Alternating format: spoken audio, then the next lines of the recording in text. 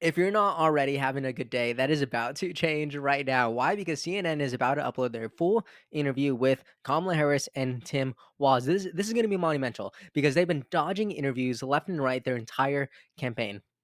Granted, they haven't had a long campaign, but still, nonetheless, they haven't been speaking to the press. They haven't sat down for an interview, and that changed today. A lot of people are giving Kamala Harris a hard time because her first sit down interview is alongside her VP candidate Tim Walz, and obviously we've seen this before in the past. It's kind of common for VPs to sit along their president, the candidates, right? It's common to see them sit down side by side. Okay, no one's saying that's wrong. People are saying it's wrong that they don't actually sit down separately because there's a lot of conspiracy going around Kamala being unable to hold her own in a actual conversation, a one on one, in an unscripted conversation, in an actual interview. So who knows what's actually going to happen? But we have this one clip that a lot of people are talking about. It's kind of controversial because some people think it's really, really good. Other people are very critiqueful of it. I have a critique, and I'll definitely get to that. Other things that we're going to get to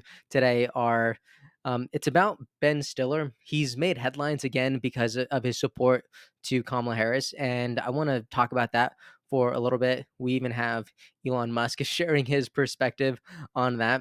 Also, in the interview, we're going to end up seeing um, Kamala Harris talk about how she would appoint a Republican to her cabinet. Kamala HQ ended up posting that, so I wanted to talk about that. It's a pretty interesting clip. Um, is it going to be enough? I'm not too sure because you know what, Trump's he has quite the team over there, and we are also going to talk about this one video that Nicole Shanahan has shared talking about Trump derangement syndrome.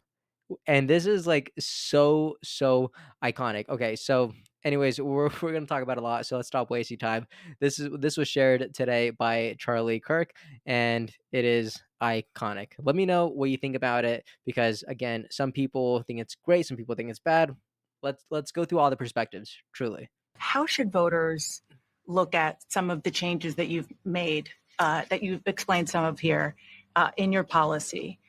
Is it because you have more experience now and you've learned more about the information? Is it because you were running for president in a Democratic primary?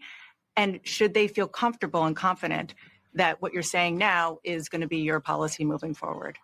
Dana, I think the most important and most significant aspect of my policy perspective and decisions is my values have not changed. You mentioned the Green New Deal. I have always believed, and I have worked on it, that the climate crisis is real, that it is an urgent matter to which we should apply metrics that include holding ourselves to deadlines around time.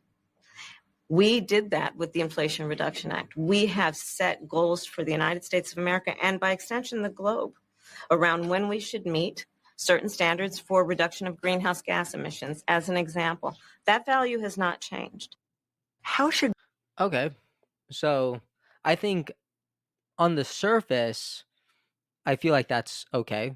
I feel like that's kind of what you could expect from Kamala Harris. Again, this is just one clip. We only have access to two clips right now, but I think this is interesting. What I see right now, and also another perspective says this clip of Kamala Harris's CNN interview delivers more impact and insight than any other video that you'll watch from her today or ever. You'll understand why you watch why once you watch. Okay, right? This seems like kind of pro Kamala. One thing that I'll say is after I watched this, and I just tweeted this as well too. My question was, so did she answer the question? I would say kind of, okay, because she essentially says that even when her policies change, her values don't change. Now, is that a good thing? Is that a bad thing? That's kind of up to debate. I think when you vote for someone, you should vote considering their values, right? Because a lot of people have this argument or this mindset where, like, I don't vote based on policies, I vote based on values. Now, I don't think that's inherently bad. I do think that could present some dangers, but I don't think that's inherently bad. And whenever I see this clip, what I see is it's a great fluff piece because it speaks to her values. Okay, so if you trust your values, I think this is good. I think that's a great video for you if you trust your values. For me personally, on a personal note, as a concerned voter, what I end up hearing is my policies will change. Okay. And we can watch this video. I don't want to watch this entire video again, but I do want us to see this part in the beginning because I believe that Kamala Harris could have answered this question so much better than she did. And it's partly with how Dana phrased the question in the beginning. Check this out. That you've explained some of here in your policy. Is it because you have more experience now and you've learned more about the information? Is it because you were Okay, already right there.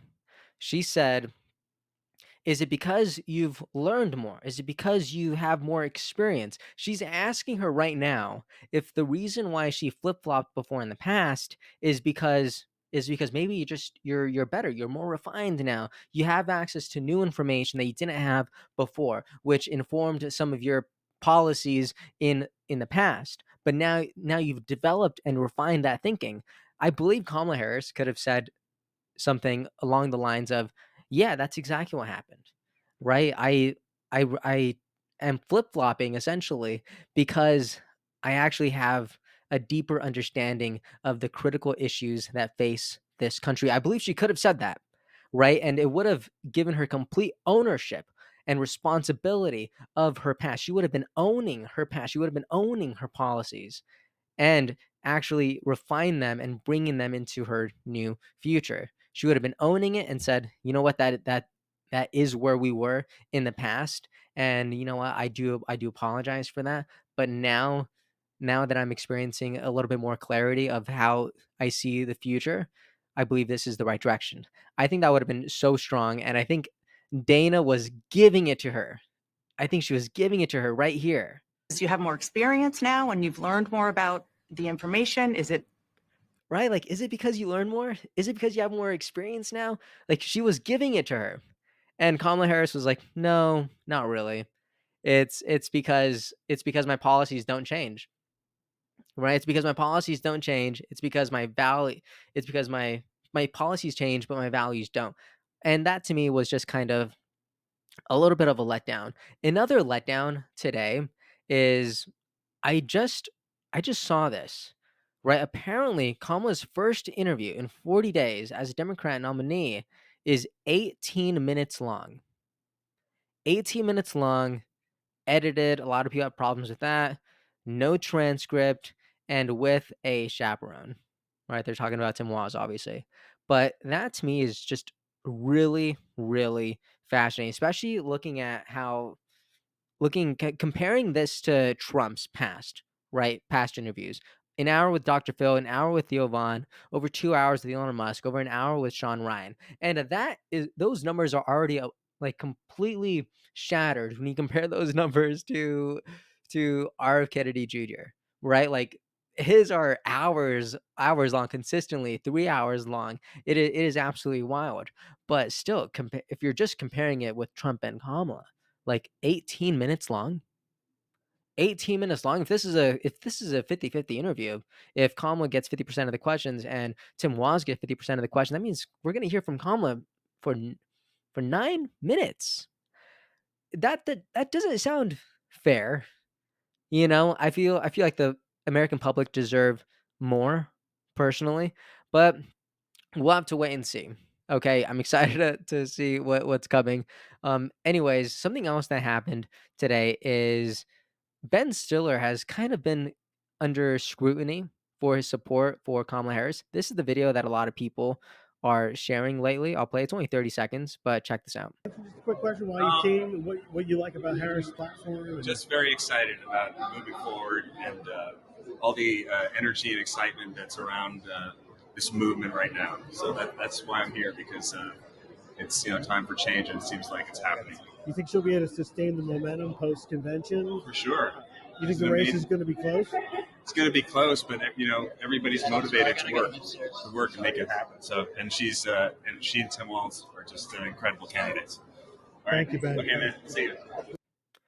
Okay, so first off, The scrutiny is like Gadsod. He's saying it's unbelievable. Ben Stiller is voting for Kamala Harris because he wants a change from the current administration because he feels excitement. Okay, personally, I don't think that's wrong for Ben Stiller, right? For Ben Stiller to say that he's excited about the momentum and he's excited about the energy around Kamala Harris, I don't think that's wrong. There's a bunch of people who are saying that on the right? Like whenever Kennedy essentially dropped from a lot of the battleground from many of the battleground states, a lot of people were welcomed. A lot of Kennedy supporters were welcomed into MAGA and Maha, right? And people were excited about that. People were happy. People felt the energy there. We talked about the energy here, right on this channel. So, I mean, to acknowledge the energy whenever it's kind of in your favor and to scrutinize it whenever it's going against the other team, that just doesn't seem fair to me, right? I think it's okay to say that this excitement is exciting for you, right? Now, would I wish that he would have acknowledged more of her platform? I think that's fair, right? But a lot of people are also suggesting that, like, oh, the mind virus got him. This is from Elon Musk, right? I believe he's talking about the woke virus and so forth. And then another perspective is by the Kranzenstein brothers, essentially, and he says Ben Stiller says he's voting for Kamala Harris because it's time for a change. That's interesting, personally, because I'm kind of thinking.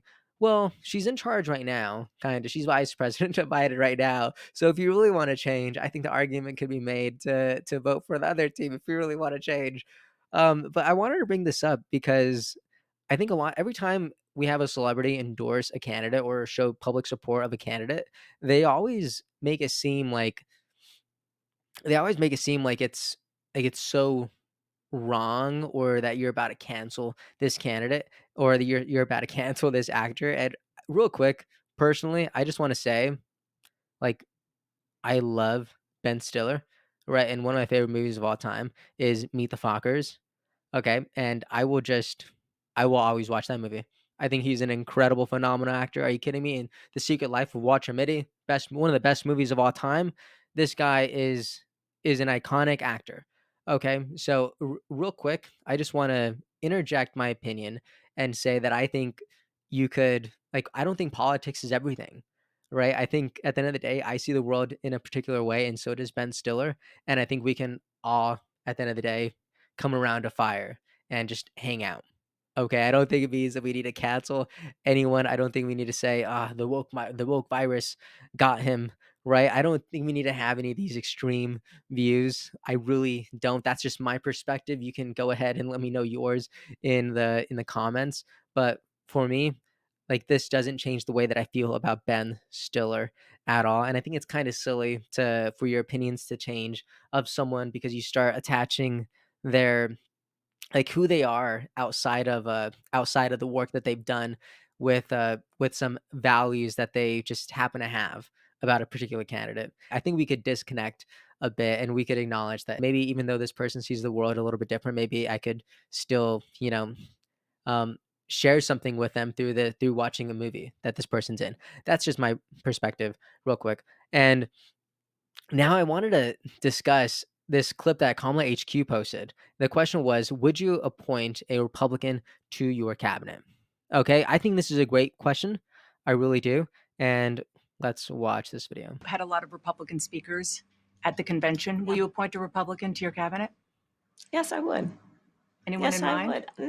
No one in particular in mind. We got 68 days to go with this election, so I'm not. You know what? I have one mild critique already, and it's that when this question was asked, I have no way of knowing this. Okay, this is just from pure body language and just kind of reading the vibe here. It's that I think Kamala Harris is pretending as if this interview was like, entirely unscripted. I don't know if it was. For all we know, they had the questions beforehand. All right, that wouldn't surprise me really, but from looking at just her facial expression, I think she knew this question was coming and that she's really trying to look surprised by it.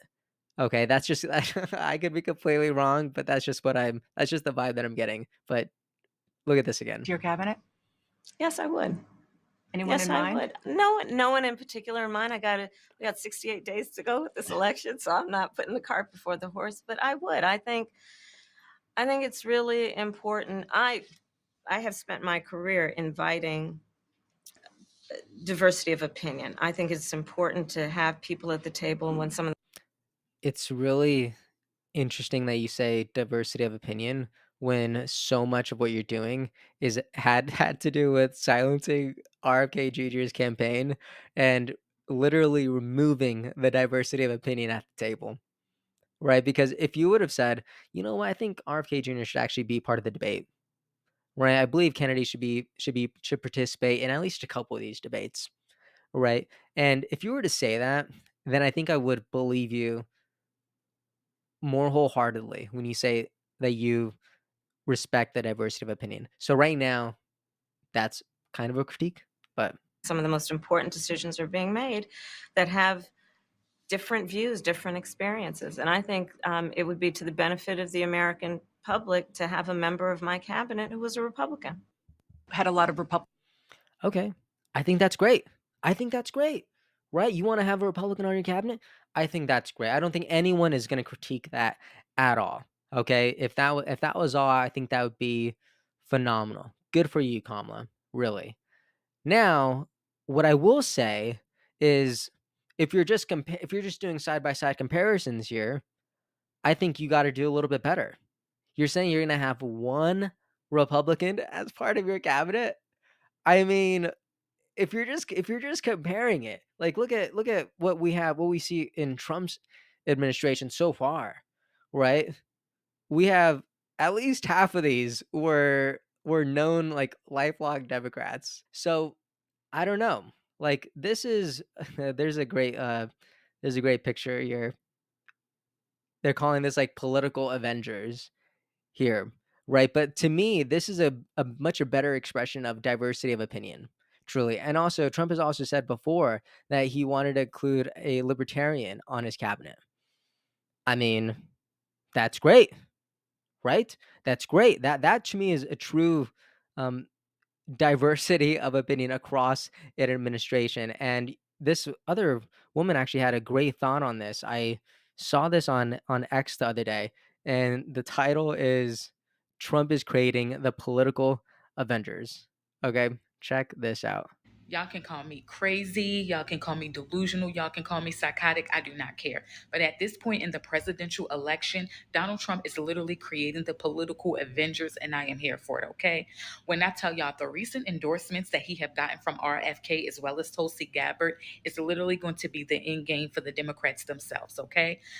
I do not care what Barack Obama had to say on that stage. I don't care what Michelle Obama had to say on that stage, baby. I don't even care what Oprah Winfrey had to say on that stage.